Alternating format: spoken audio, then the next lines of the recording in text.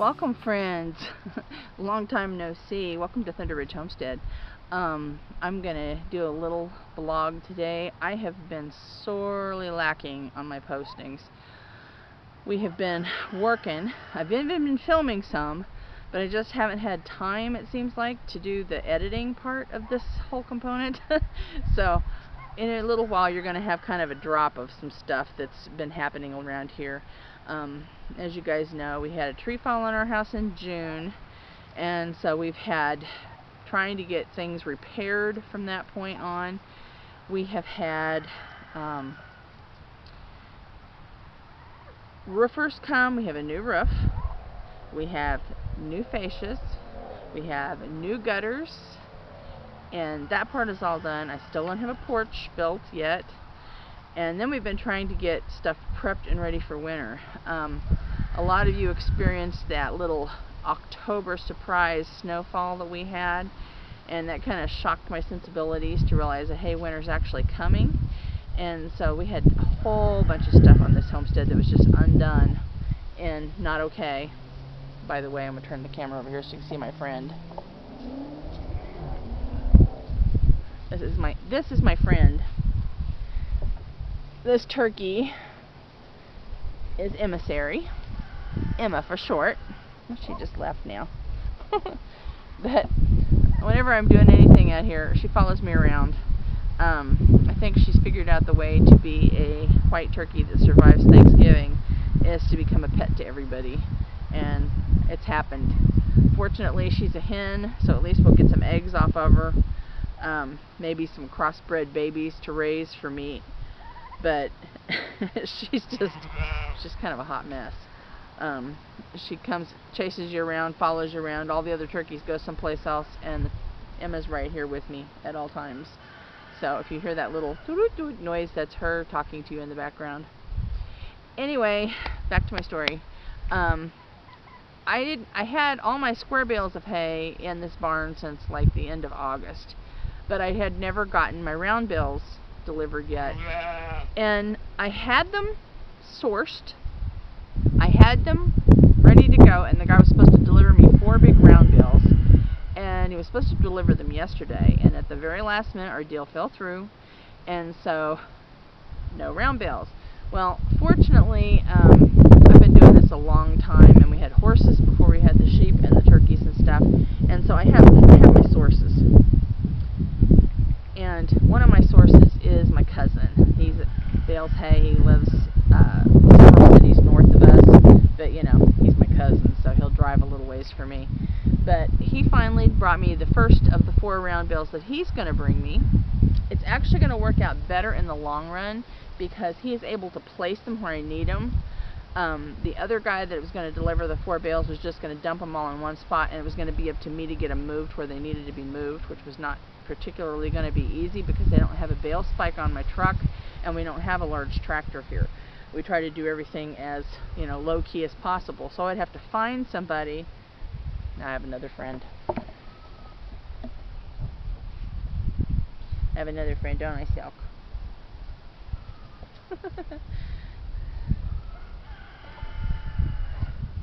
All I gotta do is stick around here for a little while, and my friends show up. And get her too. Honey's gotta come get some kisses. A lot of you guys have been watching Honey on the camera, watching her at night, because she's supposed to have babies, and she hasn't done it yet. So if you want to fuss at her, now's your chance. Off they go into the distance. So anyway, he finally brought me the first of my round bales, and I wanted to do a little bit of a update, you know, like I said, besides meeting all my little friends that follow me around today. I wanted to kind of talk to you some more about homesteading head first. Okay, and what I mean by that, I say that all the time, homestead head first.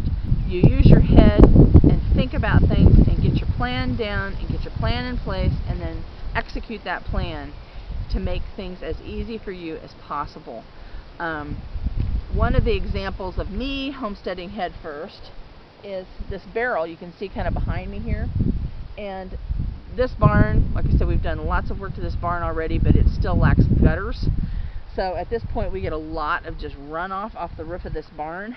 And by having this big, it's like a 3/4 of a barrel, I use the top part with the holes in it to make a hay feeder for my sheep. But it's a 55-gallon food grade barrel. And I now have a piece of an old wire shelf that fits on the top of it, and I keep it covered with a old rug most of the time so that dirt and stuff doesn't go in it. But it catches all the runoff off of my barn roof whenever it rains. We get quite a bit of rain here in Missouri, and it has been enough. I've filled up that thing, I think, 4 times all summer with the hose. And other than that, I've had enough water to keep my turkeys watered all summer long, and to fill up, like if I have to have a little water bucket or something inside for the sheep, I've been able to fill that up also from that barrel, just from runoff of our rain roof. If I turn around a little bit farther that way, you'll also see I have another barrel set there to catch rainwater, and that's the water source for this pasture. And if I turn the camera around that way, hopefully you can see there's another container by the shed things, and I have one in the back of the barn also to catch rain that direction. So with all these catch basins sitting around, I do use a thing called mosquito drops in them. It's a biological mosquito control that's not going to hurt any animals that drink it or anything. It just destroys mosquito larvae. But I keep that in all the buckets so we don't have mosquito issues from it. If it gets, like, I've already hit the dump once this time of year, this one over here by the barn, because it's been getting leaves blown in it at this time of year, and it gets kind of dirty and yunky. And like I said, I cleaned them out like 4 times all summer, and when I did, I was like scrubbing them out, you know, real good, and making sure that there's no moss or anything in them. So I try to keep the water reasonably clean, but it just saves me from dragging a hose, because we don't have water at this barn, and we don't have electricity at this barn. We just have my only asset out here, technologically speaking, is I have my camera, and my son, who's a geek, installed that, and he did a power over Ethernet, maybe? That sounds about right. So anyway, he ran that, and that's how we're running the camera in the barn when you guys get on the live streams and watch the live streams with me of an evening. But anyway, that's the only technology I have in this barn. So if I need water for the sheep, I have to haul a hose all the way from the house out here. So that's one thing good. But long story short, too late, back to the hay. What I have here is a round bale of hay, and I also have Joseph all the way over here on the end, and then the next one is Ivy right here in front, and Brenda's in the back. And Ivy and Brenda, no, the electric wire is not on right now, can you tell? Brenda and Ivy are getting ready to be bred when they come in season the next time. As you can see, they have a green target on their butt.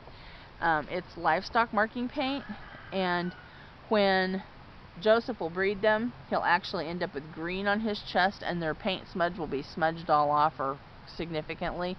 That way I will be able to tell this time when they're actually bred, instead of trying to do some major guesswork. But back to the hay bale. When I get hay bales like this from my cousin that he delivered yesterday, as you can see, I've kind of got a little cage built around it, I guess, for lack of a better term. I cover it with a tarp. I have a old, like, heavy gallon jug stuck on a stick at the top to kind of make a peak to help the water to drain off of that tarp. I have the tarp completely wrapped around the hay bale, nice and snug, so the wind doesn't blow it. And I just have one little access hole right there. And as the sheep eat this hay bale, and as the winter moves on, of course, I'm going to have to rearrange the pins. I'm going to have to rearrange the tarp.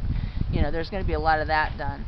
But, you know, I can do that type of thing mostly on days like today when it's nice, which, by the way, it's like 75 degrees and lovely out here today. But the whole purpose of having pins like this one that they're in right here, and having something set up like this hay bale, is when arthritis comes, as I should say, when the cold, snowy weather comes, I try to have the chores, as minimal as I possibly can. As minimal. We don't have tank heaters here, but fortunately the sheep don't drink very much water, and they're still going to get runoff, like in this container over here. They're still going to get water runoff from the roof, even in the wintertime when it snows and melts, or when it rains or sleets or whatever. They still get water in that. But what I have found is, if I have like a couple of containers that I'm considering what I call open containers, and I have usually one in the backyard that I maintain, and I will have usually two out here, plus the turkey pen. I'll keep water in the turkey pen all the time. And what I do is I just carry, my dog Abel. We put hot water in gallon jugs, and I put them on the sled, and he totes them out here for me. And if I put hot water in these once or twice a day, just in the top, it keeps it open enough that the sheep can drink all winter long. And sheep don't drink very much, and that's, there may be an occasional time when it'll take 3 gallons to get them through the day, but that's really not very much water for a whole day for sheep. And I'll put in like a gallon, like I said, first thing in the morning, and then when it's really, really cold out, I'll come out and put another gallon in, about midday, so they make sure they have a good drink before they go to bed at night. I do the same thing with turkeys. They have a big bucket that's, basically pretty frost proof. I'll add, water to that, maybe a gallon of water to that, a day, and as it fills up, usually they drink enough during the day when they're awake to keep it. But these hay bales wrapped up like this save me too, because then if it's really bad out and it's really having an arthritic day, and some days I can barely make it to the bathroom, and it takes me hours before I can get out enough that I can walk from the house to the barn. Okay, if I have a hay bale out here like this, I know that they're going to have something to eat to keep them warm, keep their body going, and I don't have to worry about doling out portions of meat and things every day. That's Homestead Head First. That's planning for the bad day. That's planning for failure, basically. I have enough food there that I know that they're not gonna starve. Every day, the pregnant sheep and the young stock will be fed. I give them alfalfa pellets in the evenings. They all have minerals available to them at all times. And like I said, trying to keep the water open at least twice a day. And if I can get those things accomplished, it makes my life tremendously better in the wintertime. And it just really saves. So, also, another thing about homesteading head first, I could just stick that hay bale out here, like, just drop it, but it would be rained on, have turkey poop on the top of it. The sheep would, maul it all over, probably climb into it and crawl all over it and make a big mess and waste it. Even though I don't pay that much for hay here, I don't want it destroyed. I want them to actually eat what I bought. So that's why we do what we do. That's another way of homesteading head first and saving money in the homestead. I try, like I said, I try to just make things in the wintertime to where, if all else fails and I am completely unable to take care of the animals, I can have one of my kids or my grandson carry water out to them and have that gate open so they can have food, and they're not going to starve for 24 hours. They've got food and water, so that's the whole point. Also, another thing to talk about when we're talking about getting ready for winter time, maybe it's just me because I'm a pig, but I think everybody tends to have stuff around, like a bucket sitting, or fence posts someplace that you've leaned up against the thing for a minute. Like I've got these right over here, if you can see them. Got a little fence post leaned right up there against the barn for now. I've got a chair out here where my husband was out here sitting. Anyway, just stuff seems to accumulate. And what I try to make a real effort to do, and it doesn't always happen, but I try to, right before winter hits, have everything up. I want all the hoses rolled up. I want all the chairs put in one spot. I want all the lumber piles in one spot. And covered, hopefully. I want all the random buckets that end up getting stuck someplace brought into the barn. You know, sheds, if there's a shed or a door, the door needs to be shut and latched so it's not going to blow up in the wintertime. You know, try to just in general clean around, because what happens is you will have a fence post or a tool that you've left out or a bucket, and it'll get snowed on, melt the snow, mashed into the ground, torn to pieces. Something will get tangled in it. Something always happens. So, you know, during the summer, you're outside a lot more, you're walking around, you're seeing things, you move things around more often.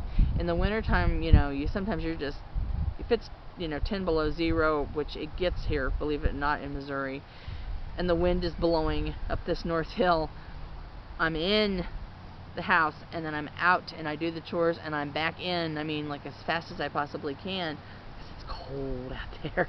And I don't want to be out here looking around trying to pick up stuff. So I try to get it done before winter actually hits. Anyway, I've yammered on way too much, but I'm gonna give you one more little look at these sheeps, and you can say goodbye to Silk as we sign off for the evening. If you learn anything or have any questions about this stuff from whenever I do any videos, always feel free to ask me questions or put stuff in the comment boxes. I'd love to hear from you guys. You know, if you have any kind of videos you'd like to see me do, you know, when winter comes up, I'll probably be doing more cooking videos, more dehydrating type videos. But just if you guys have anything that you would like to ask me or whatever, just feel free to make comments. If you like these kind of videos, please share them. I really appreciate all the subscribers I've gotten new, and I appreciate all the new friends that I've made. If you haven't stopped by, we've got a live lamb watch going at night. I'm starting at about between 7 and 7:30 Central Time, until these 2 ewe lambs that you're seeing here have had their babies. We're trying to get that going, and it's kind of fun because it's a live chat, and while I can't talk to you guys, we can chat back and forth over the chat box, and I can kind of get to know people a little bit better, and you can get to know me a little bit better, and it's just kind of a fun thing to do. So if you've got time of an evening in the next few weeks, come and join us. Another thing I want you guys to check out, I'm going to try to put a link in this box. Right now I have got some t-shirts that I'm offering, because I know some people like to buy things to support their favorite YouTube channels, and they like to you know, show off their stuff, and it's a great thing to buy for people for presents for Christmas. Right now I have it going for just like another week, and I've got 3 different t-shirts. If you guys want to check it out, there's a link in the description below. It's through Bonfire, which is what a lot of the homesteader people are using. So if you're going to buy a homestead t-shirt from somebody else, I appreciate if you tap one of mine on there too. I tried to get you some cute designs for Christmas. So anyway, thanks a lot for watching, and I'll see you the next time around. Bye-bye.